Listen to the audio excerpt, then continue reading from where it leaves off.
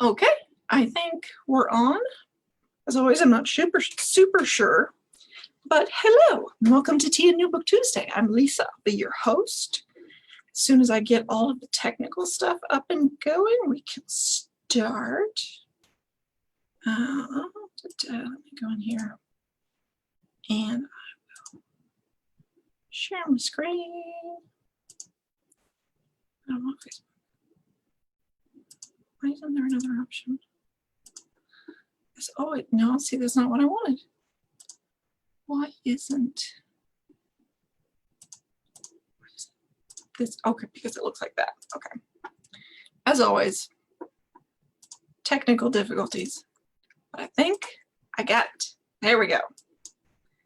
That's what I want to see. All right, welcome to Tea and New Book Tuesday for January 19th to 2021. All right, today's themes are going to be history, so a few books on history, so those are nonfiction, some nonfiction on improving ourselves, and some gold label fiction, which of course is romance. What I just read, I actually finished Guilty Admissions, and I posted my review this morning. I'm going to read Bloodlines next. Guilty Admissions, The Bribes, Favors, and Phonies Behind the College Cheating Scandal by Nicole Laporte was absolutely fascinating. I got through it pretty quick. And I have a long history of like starting nonfiction books and then not finishing them. This one I did not have that problem with because it's very well written. It's very engaging. The college admission scandal it came out in 2019, or we found out about it in 2019. And a man named Rick Singer was essentially, he had created a company and fake charity, and he was running one of two scams to get wealthy people's kids into school or into colleges. Either he would bribe the coach to have the student admitted as a student athlete, even though they may not even play the sport that they were being admitted under, or he would have a testing expert come and help them take the SATs or the ACTs. And in some cases, that person was really taking the test for the child.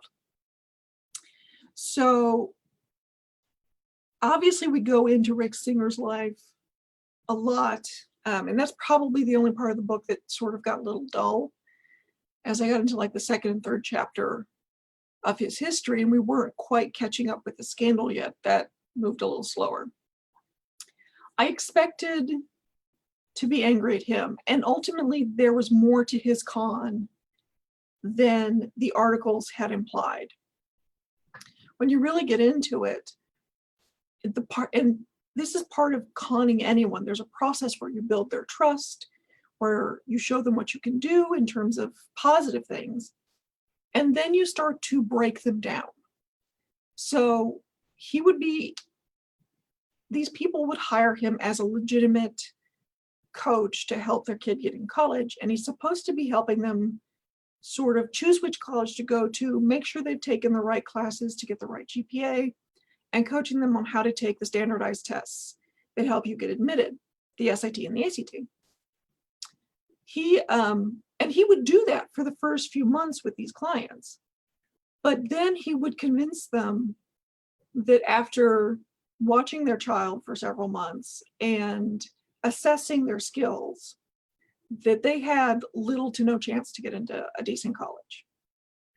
So and that the only way that they could get their kid into a decent school was to work with him and to go down his weird, what he called the side door, which inevitably meant he was either going to improve their test scores through cheating or going to present them as a false recruit for a team. I expected to be mad at the parents, and I am. There's plenty of bad behavior that the investigator found through the whole process. I don't feel sorry for them, but I do understand now how this situation happened. why they didn't necessarily see this as wrong.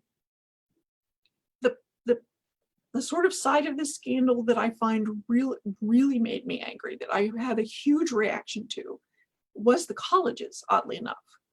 Because Rick Singer is probably going to go to jail. He's got a bunch of charges against him. It's still sort of pending. It's still in court. And we'll see how much punishment he really gets, but it's extremely likely that he will face repercussions for what he's done. The parents obviously are facing repercussions. I think about half of them have been sentenced, many which had to serve jail time over this. So that side of the equation, paying for what they have done, is in process. It doesn't sound to me like the colleges are planning on genuinely changing the situation that they set up that let this happen. They're planning on changing small aspects of it, one of which is when, up until this scandal, when a coach would present a student athlete for possibly being a member of a team, and the admissions people would flag that person as, okay, we want to admit them to be a walk-on the tennis team, so maybe give them a little more leeway in terms of grades and SAT scores and things, which happened a ton before them. No one double-checked the coach in terms of the students' skill with the sport or their claims that they had been in so many, tennis tournaments or whatever, because no one else is an expert on the sport except for the coach. So if the coach says it's fine, then the admissions people assumed it was fine. That's probably going to change. Apparently the colleges are now putting in place some ways of double checking the coach and making sure the coach hasn't been bribed to just let the student in. What they aren't changing is the fact that the colleges have kind of been lying to people for years. They will do large forums where they have, a room full of 200 parents and students who are hoping to get into college, and a Stanford's admission person will say things like, oh, we don't have like a cutoff SAT score. We like to look at the whole student. It's a holistic approach. Meanwhile, the reporter talked sometimes in confidence, like we don't necessarily have the names, it's just a source. But she talked to sources in the admissions offices of these colleges, and these people are being told, if this student doesn't have at least a 1200 on the SAT, don't even bother to look at the rest of their application. So obviously there is a cutoff. The college just doesn't want to admit it for whatever reason. There's also things that they've done in terms of valuing athletics far above the rest of the student body. And that 100% contributed into coaches being in a position for it to be easy for them to take a bribe to get a student into the school.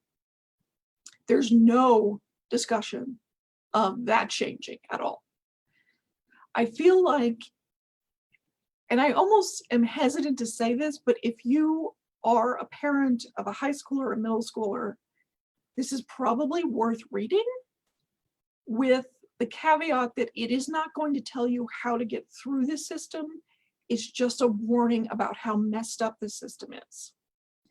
So yes, I highly recommend Guilty Admissions. It comes out, I think, February 23rd.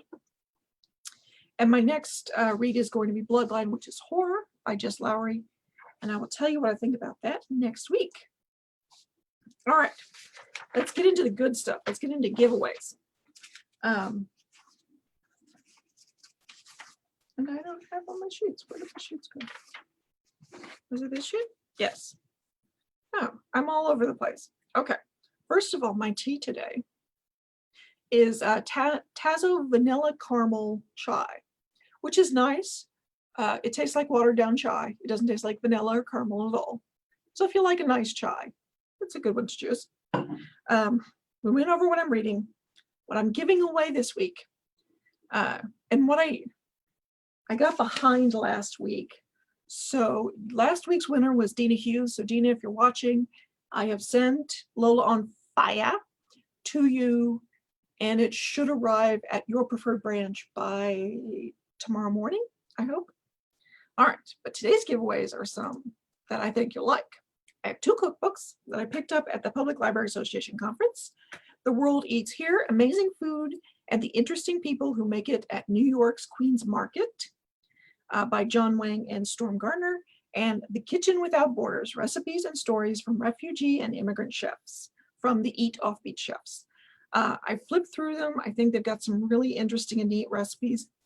They're both ARCs, which means they have fewer photographs than they're going to in the final published book, but all the recipes are in here. So if you would like to win either The World Eats Here or Kitchen Without Borders, type I want to win in the comments below and add your MPL location that you prefer for pickup. I will pull that on Friday.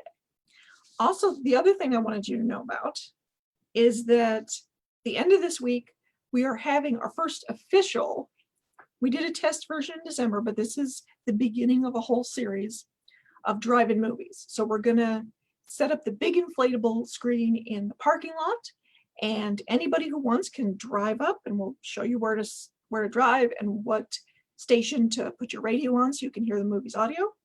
This week we're doing The Princess Bride on the 23rd at 6:30, and then we're going to have movies every 2 weeks after that. So I'm very excited. I will probably be there, maybe, possibly, very possibly. We'll see. All right, let's get in some interesting history titles that are coming out in February. All right, The Women's History of the Modern World, How Radicals, Rebels, and Every Woman Revolutionized the Last 200 Years by Rosalind Miles.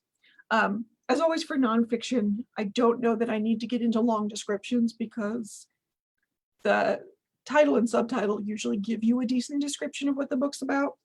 But this has been described as a funny book about female rebels, and it goes from the French Revolution to now. And also, with almost all of these, nonfiction rarely has early reviews. It's just the nature of the thing. So I don't have early reviews for you. But if you're interested in The Women's History of the Modern World, it comes out February 2nd. All right, Dress Codes, How the Laws of Fashion Made History by Richard Thompson Ford. I'm always interested in the history of costuming and the history of clothes, because it's one of those weird things that is both creative and practical at the same time too. It can be so colorful and flamboyant, and it can have so much layered cultural meaning, but it also literally has to go onto a human body. And then, okay, so Richard Thompson Ford is a law professor and a cultural critic, and they describe this as an entertaining look at laws and social customs around dress from Middle Ages to today. And I think he's coming to it from a slightly wider viewpoint, because he's also talking about, every time we talk about the history of fashion, they get into the thing where royalty were only allowed to wear certain colors, and I think there's even certain fabrics that the common people couldn't wear, and they'll dwell on that sort of thing for quite a while.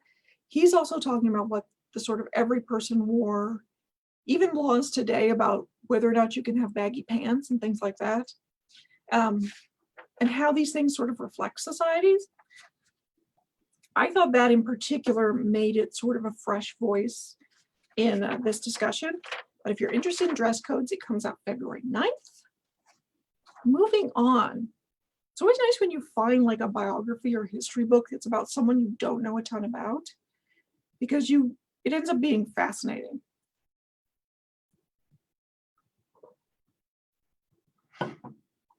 So this is Fortune's Many Houses, a Victorian Visionary, a Noble Scottish Family, and a Lost Inheritance by Simon Welfare.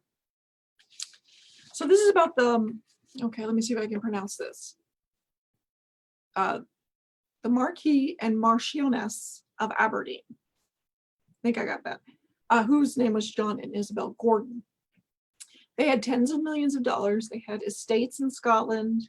They had ranches over here and in Canada, and all of the status you could ever want for it. By the time they died, they had lost all of it. So this is the story of how on earth that happens. It's also a sort of a different view of Victorian Britain, if you're interested in that at all. But if you're interested in Fortune's Many Houses, it comes out February 16th. All right, You Don't Belong Here, How Three Women Rewrote the Story of War by Elizabeth Becker.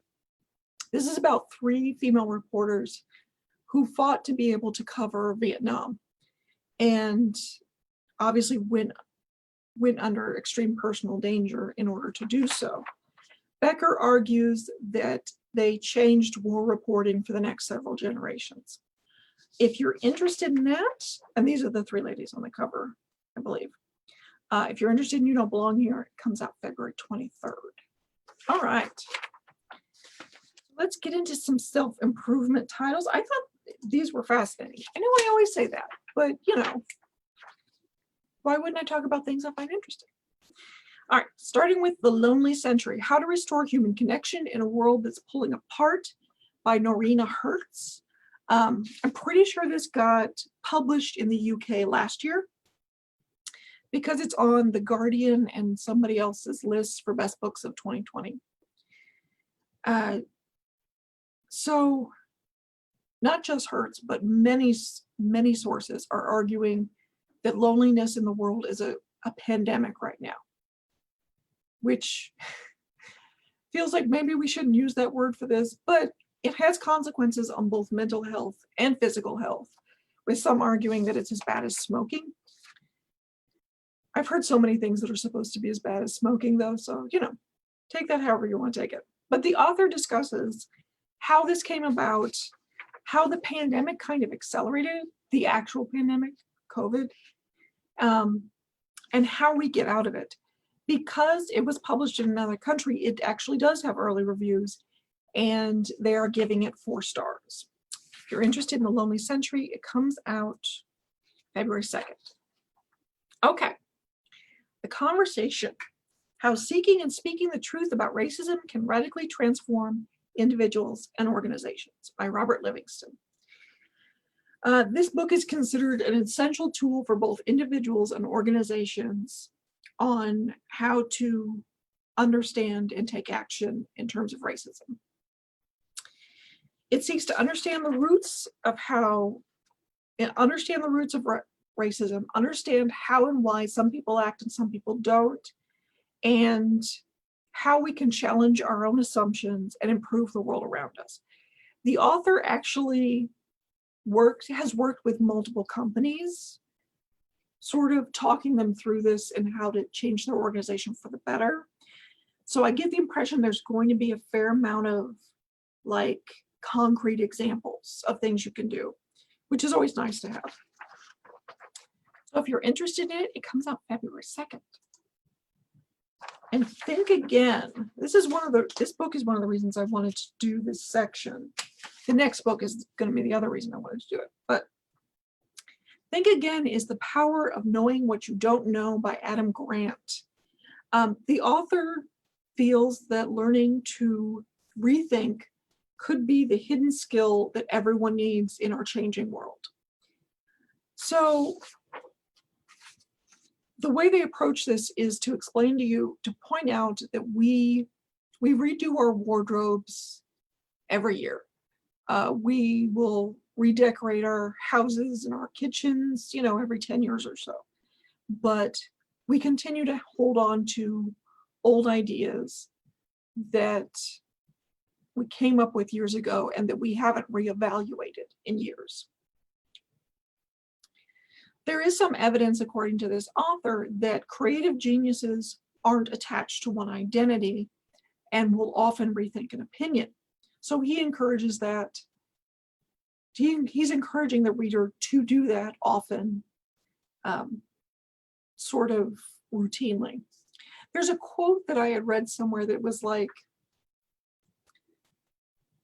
a level of maturity is in understanding that your thoughts are merely possibilities to entertain and not bedrock truths, which I found really illuminating when I read it.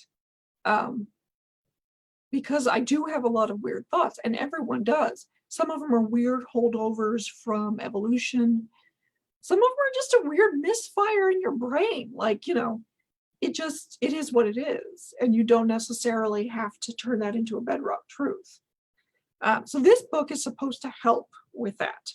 And if you're interested in it, it comes out February 2nd, as do so many books. All right, moving on to the 80-80 Marriage, a new model for happier, stronger relationships. The Klemps, Nate Klemp and Kaylee Klemp, are a married couple, but they're also advisors to corporations. And they found that they were having a lot of arguments about fairness. They came to approach it and have written this book to sort of explain the idea of contributing as much as you can to your household and to your partnership. Because fairness is kind of a thing that can't really be achieved. So it's better to go 80-80 than 50-50. They claim that this will help you contribute radical generosity, love, and shared success, which is, a hell of a promise. If you're interested in the 80-80 Marriage, it comes out February 9th.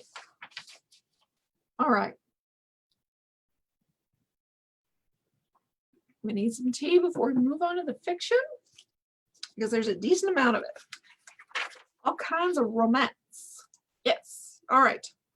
I thought this one sounded hilarious. The Makeup Breakup by Lily Minon. So two app developers, Anika and Hudson. They have a fling in Vegas, and she shares an idea for an app that she has, and he steals her idea, but he twists it and perverts it. Her idea, which she does implement, is the makeup app, which helps guide couples who are struggling through that point in their relationship and allows them to stay together. His is the breakup app, which is the Uber for breaking up with someone. They're both stuck in the same office. They're both competing for the same investments. And of course, sparring and being angry and possibly falling in love all throughout this. So if you're, the early reviews give this a 3.5 stars, which is not bad.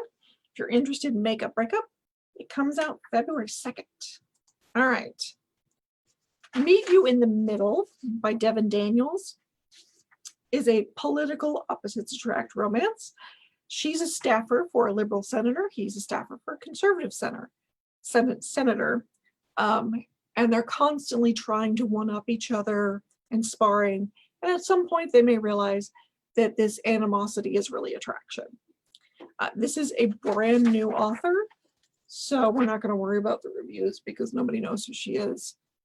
But anyway, if you're interested in Meet You in the Middle, it comes out February 2nd. A Lady's Formula for Love by Elizabeth Everett is about a Victorian lady scientist who is running a secret lab. She's running a secret lab for the crown, so something very investigating. Because of the importance of her work, the Queen assigns her a personal protection officer or a bodyguard, and then a shadowy threat enters the lab, forcing her and her bodyguard to become closer. It sounds like a cute Victorian romance, and yeah, a handful of reviews are putting it at 4 stars, which is really good. So if you're interested in A Lady's Formula for Love, it comes out February 9th. All right. Love Proof by Madeline Henry. The descriptions are a little vague on this one because I think they're trying to hold back on spoiling too many twists. But our heroine, Sophie, is a physics major, physics prodigy at Yale in her first year, and she falls in love with Jake. Knew there was a Jake in her somewhere. And then a shocking event throws her into a new reality. And in order to make sense of this, she returns to her first love, which is physics. This has been described as an unusual love story that spans decades and seeks to demonstrate that the people we love are always connected to us. There's only a handful of reviews, but they're giving it over 4 stars. I think it might be interesting for anyone who really enjoyed The Time Traveler's Wife, or maybe even Outlander, even though I don't think she travels through time. I think it might be more of a different dimension thing. I'm not sure. But if you want to find out, Love Proof comes out February 9th. All right, The Love Square. Okay. By Laura Jane Williams. Penny has always been unlucky in love, and then she meets a remarkable man, and then another one, and then another one, and all three of them want to date her. This is described as a funny, feel-good romance about hope.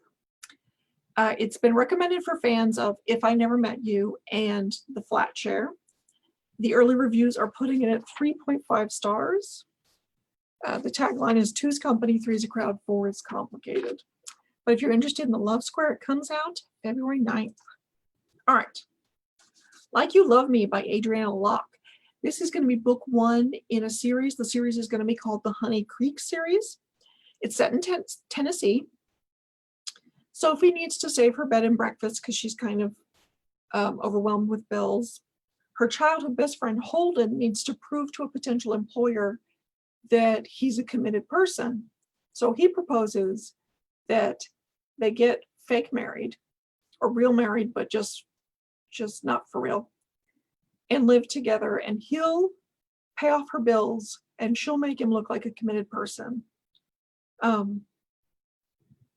of course, the arrangement ends up working a little too well. The handful of reviews are putting it at 4 stars on Goodreads. It looks adorable, and it might turn into a series that you might like. If you're interested in Like You Love Me, it comes out February 16th. All right, some final thoughts. Don't forget to comment I want to win and your preferred location for pickup if you would like to win either of these cookbooks, either Kitchen Without Borders or The World Eats Here. I'm adding more memes to our photos page on the Goodreads page. If you're interested in going to have a laugh, I think I put 2 or 3 up today. I don't want to put too many up at a time because I assume then you'll be all overwhelmed with notifications, but I'll try to add some a little more regularly. And I think most of you are subscribed to the newsletter, but if you're not, our newsletter is MPL pre-orders. You can get to it from the link in the description below. And our final thought is, this is Bill. Bill loves reading nonfiction and the classics, but Bill doesn't criticize people who read popular literature. Be like Bill. So let's all be like Bill this week.